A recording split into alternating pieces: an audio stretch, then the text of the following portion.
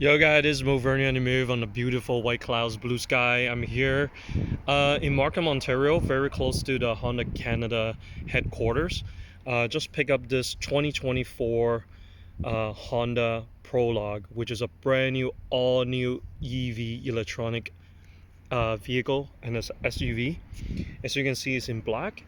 I do have to say that when I saw all the ads and all the on videos, I really like the blue. It's really stand out. But as I look at this black more and more, I actually grew on me because I think this color black it will be a very popular color for people who's going to plan to buy this Prologue. Now, I do have to say, a lot of Honda diehard fans will know that Honda has been really trying to grab some market share in the entire EV segment numerous times in the past 15-20 years. They have launching different EV vehicles, but for some reason after a few years they just discontinue. Maybe just lack of sales, or just that they are still in the experimental stage where every here and there they develop something new and they want to kind of restart, kind of like those movies, like especially Spider-Man. We constantly seeing different actors and then keep on reboot and reboot and reboot.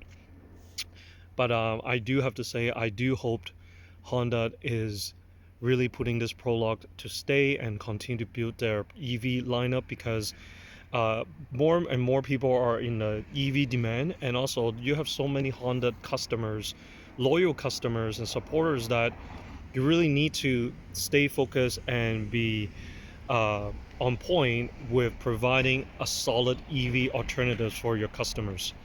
Now, in case people who are very car enthusiasm, then you know that this Prologue is not 100% Honda DNA. It share a platform with the Chevrolet, General Motors, Blazer EV.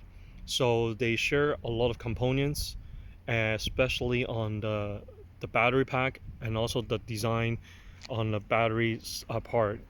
I think this is the way of both companies trying to save up on costs and research and development. You have pros and cons on sharing platform, but obviously I'm going to focus on this one, 2024 Honda Prologue.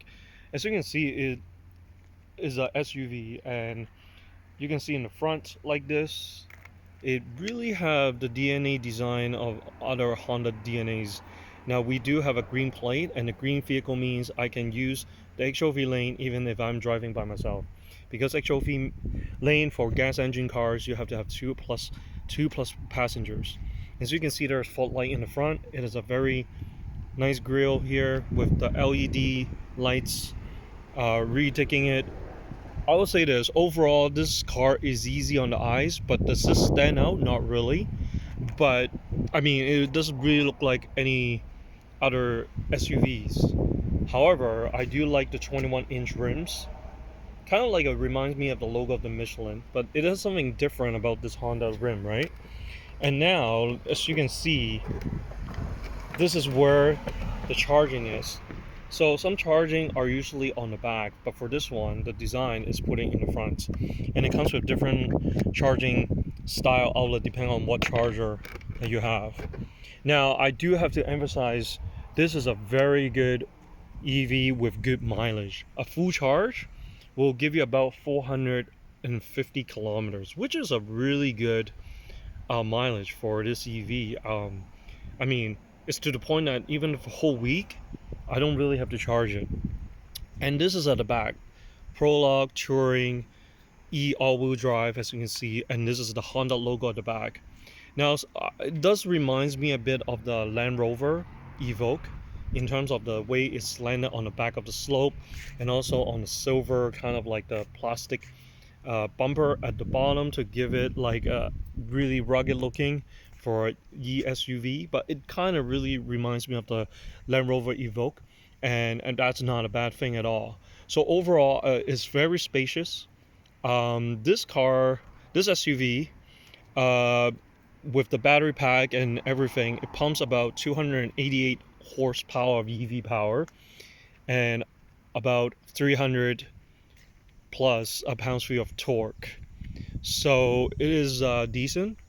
Now, my first drive experience on this is that it doesn't really give you that pop on acceleration, but it does give you a steady acceleration. I'm not sure if it's because it's just heavy or just the way it is, but it doesn't really give that extra acceleration pop, but it does its job. Now, there's some of the things that it includes on here is that it has a power gate, and I just swipe my feet on it, and it immediately signaled the trunk to be power trunk. Now, it sits 5 people, and there's a really decent amount of trunk space. And also, if I lift it up, it has all the gears and tools, and it has some more deep pockets of storage. Now, this is what it looks like for the charging. It looks very nice. I mean, in terms of the white box, Honda white box, and then it has all these different charging components that you can do. So for people who doesn't have a strong charging station, then you can use this plug-in outlet, and the outlet is just like any outlet that you do with your other appliances, but it's just that it's just going to take a while, but at least you can use it. So let me show you. So this is the handlebar. So let me do the key fob. Now, I do emphasize that this Honda has a different key fob, which is different from the rest of the key fob that I've seen. And I do have to say, this has a nice like silver on it, has a nice curve of it on it, a better grip and better holding on it. I like this design. I'm finally happy that they have this upgrade of key fob, because I'm not a fan of the previous one on other models. It's kind of small and it's not really as sleek like this. So this is the back, nothing fancy. It's just very, very Honda-like in terms of the seats. Now, I do have to say, there's an armrest here. And then there's rear ventilation with some power outlets and a flat middle, which is perfect, welcoming. And then it has a panoramic sunroof and moonroof at the back. I do have to emphasize that this one is very roomy. It's very wide stance, and it's not super tall, so it's easy access. And I do have to emphasize that the panoramic sunroof and the moonroof is tremendous. Look how big this sunroof is. There are models that I've driven from other brands where it gives you a panoramic sunroof, but then the freaking sunroof is so small, and you're like, why is it so small? So here's the memory seats, power touch buttons, mirrors, power driver side seats. I do have to say that these seats are okay, but it doesn't really give you a lot of blusters, lumbar support. Now the indoor, this is where it is. It's telling me I have 57% left. And I do have to say, one of the highlights is the mileage. You get like a full charge of 450 kilometers. That's that's really outstanding. And here's some of the buttons here. This sports mode, parking brake, auto hold, lane changing. And here's the steering of Honda. And then here's a big screen. I also have to emphasize that Honda, in other models, they have a very low res screen backup camera, but this one is a high res screen backup camera, so amazing. Here are the buttons, and here's some of the interior. They don't have the honeycomb which is found in other Hondas. They have a lot of storage space though. Like now, this one originally I thought it was like a big charging station, but it's not. The charging station is right here, so it's hidden in there. I do wish like they could have a bigger like phone charging where I can put 2 or 3 phones and charge. Cup holders. This is the big bin, and then underneath here there's also more space, and they do have a big glove box. One thing I just don't like though is how big this dashboard is. So when I'm driving, I feel like I'm away from the hood. I can't really see the hood, and I'm not really as close to the front as possible. So that's the only drawback I don't really like. I just feel like there are a lot of these spaces that are really kind of wasted, where like I know there's a lot of storage space here, but like I don't know why, unless there's a design component in there. But like, look at how many layers of dashboard here that I feel like there's not much I can use for. Another thing that I didn't really like is the transmission. Most of the time Honda switches are here, and then they decide to have all the transmission switches on here. and it's really pain to do it. It takes a little time to get used to because you have to press this button here, push in order to switch gear to the rear, to the D. But then what's annoying is that when I need to switch from rear to D, it keep on switching the lock and unlock at the same time, which is annoying. And what I also don't like is that the wipers control are now on the left side of this stock right here. I feel like universally all the washer fluid and signals are on the right side. So again, it takes some time to get used to, but I'm not a fan because I prefer stuff to be universal. Instead of like certain one I have to go to accommodate to the left side. So, but I do have to say the mileage is amazing.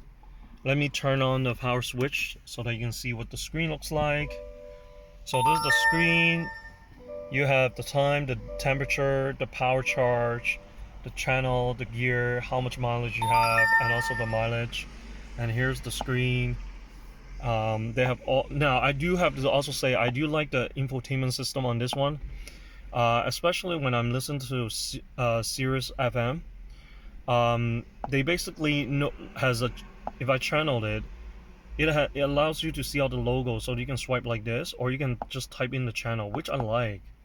So my favorite channel is like hip hop, right? So Hip Hop Nation. So you have all kinds of other different stuff. You have music control, vehicle status, tire pressure, okay, and then you have energy efficiency, energy usage, everything. So you have all these stuff here. So you have charging. So they tell you next charge is 483 kilometers. So I guess give and take, that's what you're, you know, you can do. So it has a really good use of different things. Ambient lights, maybe I like that. Green maybe. Yeah, like so it has a lot of intuitive things here. I do feel like this is finally a product that I think Honda can really sell, and I do hope that they are here to stay and continue to grow the EV world empire, so that diehard Honda fans or people potentially who are always wanted to consider a EV from Honda know that they are backed up by Honda and not like buying a product and then a few years later they discontinue, right? But I do hope that Honda will spend more money on the R&D, that eventually they have a 100% Honda DNA of their vehicles. Alright, special thank you to Honda Canada for giving me this drive so that I can know more about this EV, a prologue.